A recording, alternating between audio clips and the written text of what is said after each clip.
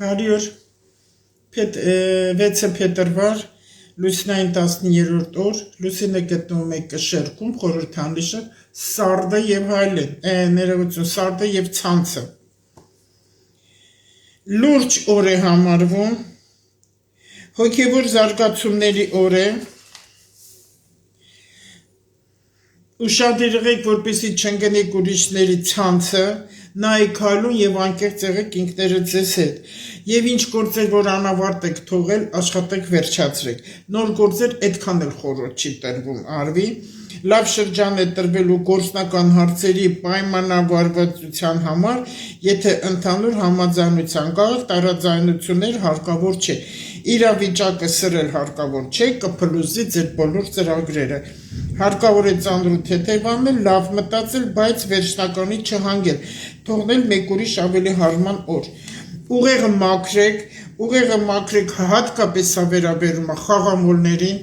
թմրամոլներին, հարբեցողների, մոլերին, ովքեր որ սխալ բաներ դավաճաններին, վհուկական գործերով զբաղվողներին, գոռոզամտությունից, իլյուզիաներից եւ մանիպուլատորներից։ Լավ է մոմ վառել տանը, պտտեցրեք մոմը տան մեջ, խնկարկեք ու մոմը դրեք, եթե մոմակալ չկա, աղով բաժակի մեջ դրեք մոմը ուշադիր, նայեք մոմը բուր կա, այդ կրակը բուր կա, որ վերա բարձրանում, ուշադիր նայեք ու ձեր մտքերը, ամբողջ ձեր մտքերը տեղ կմաքրվի, ու ձեր ցանկությունները չէ որ մոմը հույսու հավատա, ճրակն է, խավարի մեջ ճրակ պետք է վառվի, եւ մի լավ բան ձեզ ասեմ խորհրդի, սեղանը 4 կողմ ունի, աշխատեք ճաշի ժամանակ բոլոր այդ սեղանի կողմերը 6-եք, 7-եք, 3-եք սեղանի կողքեր կնստեք, ճաշեք ու այդ ժամանակ մոմ վառեք տան գլխավոր, որ տան գլխավորն է, տան տղամարդն է։